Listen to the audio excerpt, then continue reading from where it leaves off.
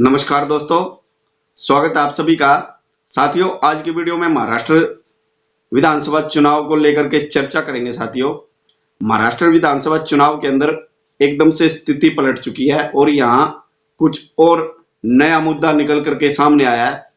तो दोस्तों, उसी के ऊपर ही चर्चा करेंगे। लेकिन वीडियो में आगे बढ़ने से पहले उन सभी साथियों से निवेदन है, जिस साथी ने चैनल को सब्सक्राइब नहीं किया, कृपया वो चैनल को सब्सक्राइब करें।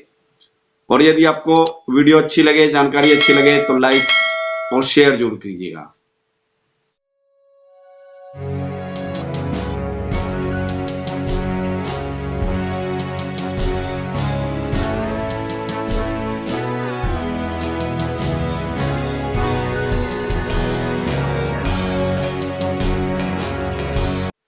महाराष्ट्र के अंदर 88 विधानसभा सीटों के ऊपर कल वोटिंग होगी और 23 नवंबर को रिजल्ट आएगा। तो दोस्तों, लेकिन महाराष्ट्र विधानसभा चुनाव में एक मुद्दा देखने के लिए मिला है कि महाराष्ट्र विधानसभा चुनाव में मराठा वर्सेस ओबीसी देखने के लिए मिला है। यहां तक कि महाराष्ट्र विधानसभा चुनाव में एक चीज और उभर करके सामने आई कि जो ये दोनों समाज है, मराठा और ओबीसी, दोनों के बीच में भाईचारा समाप्त हो चुका है। दोनों एक दूसरे से बातचीत तक भी नहीं करते। यहां तक कि यदि किसी ओबीसी की कोई दुकान है, यदि कोई ओबीसी दुकानदार है, तो ओबीसी दुकानदार पे से कोई भी मराठा सामान नहीं खरीदता, और यदि कोई मराठा दुकानदार है तो मराठा दुकानदार से कोई ओबीसी सामान नहीं खरीदता। तो ऐसी स्थिति महाराष्ट्र के अंदर देखने के लिए मिल रही है। और इसका जो मुख्य कारण है, जो इन दोनों समुदाय के बीच की ये जो दूरी बढ़ी है, इसका मुख्य कारण मराठा आंदोलन को बताया जा रहा है। मराठा आंदोलन के जो मुख्य नेता है मनोज जारंगे, तो मनोज जारंगे को इसका मुख्य कारण आंदोलन से ओबीसी समाज के अंदर गुस्सा है, क्योंकि वो उनके हिस्से से आरक्षण की मांग कर रहे हैं। तो इसी वजह से ओबीसी समाज के अंदर गुस्सा है और इस गुस्से का असर पूरे महाराष्ट्र में देखने के लिए मिल रहा है। राम गवाहन गांव की अदिति ये बताती हैं कि उनके कॉलेज में पढ़ने वाले बहुत से मराठा दोस्त हैं। बचपन में हम एक साथ पढ़े हैं, लिखे हैं, खेले हैं और स्कूल भी गए हैं, लेकिन कभी किसी को मराठा है या ओबीसी है इस नजरिए से नहीं देखा गया। पहले मेरे दोस्त मेरे घर आते थे, लेकिन मराठा आंदोलन के बाद जातिवाद इतना बढ़ गया कि एक दूसरे से बात तक भी नहीं करते। अदिति मनोज जारंगे पाटिल को पसंद नहीं करती, आके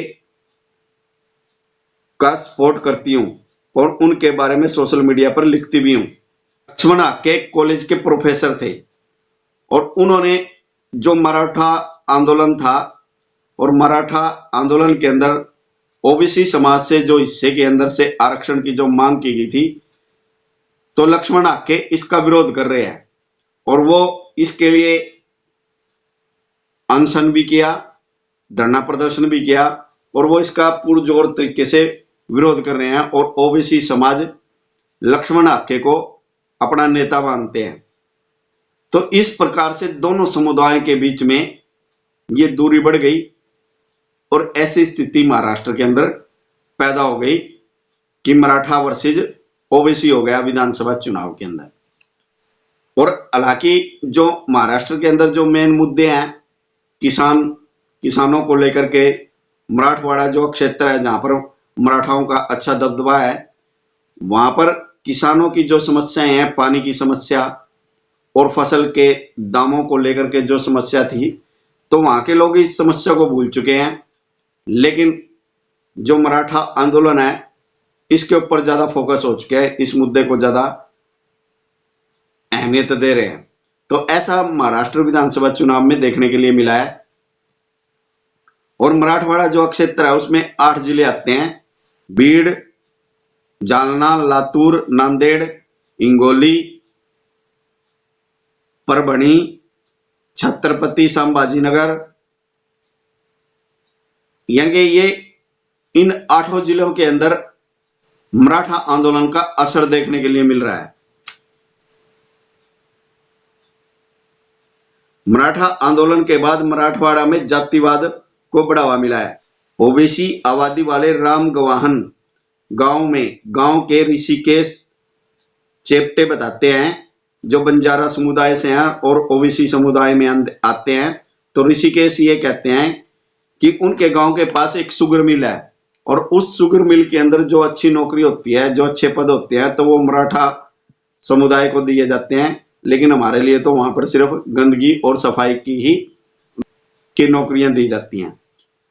और दोस्तों, यदि मराठवाड़ा यदि क्षेत्र की हम बात करें तो यहाँ 35% जो वोट है वो मराठाओं के हैं और ओबीसी समाज के 35 से 40% आबादी ओबीसी समाज की है, 15% मुस्लिम समाज की आबादी है। और इसी कारण से मराठा आंदोलन की वजह से जो 2024 का लोकसभा चुनाव हुआ, तो उसका असर भी लोकसभा चुनाव में भी उसका असर देखने के लिए मिला कि मराठवाड़ा क्षेत्र के अंदर लोकसभा की 8 सीटें आती हैं। महाविकास अघाड़ी गठबंधन को 7 सीटों पर जीत मिलती है और महायुति गठबंधन को केवल एक ही सीट प्राप्त होती है, और जिसमें बीजेपी को एक भी सीट नहीं, शिंदे गुट को सिर्फ एक सीट मिलती है। तो ऐसी स्थिति महाराष्ट्र लोकसभा चुनाव में भी देखने के लिए मिली थी। तो अब विधानसभा चुनाव के अंदर इसका असर क्या होगा, किस तरफ होगा, ये तो आने वाला समय बताएगा। 23 नवंबर को पता लगेगा कि मराठा जो समुदाय था वो महायुति गठबंधन की तरफ आकर्षित हुआ या महाविकास अघाड़ी की तरफ आकर्षित हुआ, और जो ओबीसी समाज है वो महायुति गठबंधन की तरफ आकर्षित हुआ या महाविकास अघाड़ी की तरफ आकर्षित हुआ। ये तो आने वाला समय बताएगा, 23 नवंबर को पता लगेगा। लेकिन साथियों, महाराष्ट्र विधानसभा चुनाव की जो स्थिति है ये देखने के लिए मिली है। अब तो दोस्तों, आज की वीडियो में सिर्फ इतना ही था।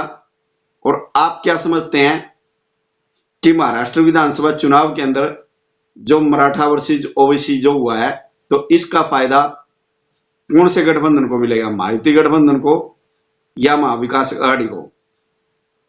तो आप अपने विचार कमेंट के माध्यम से जरूर दीजिएगा।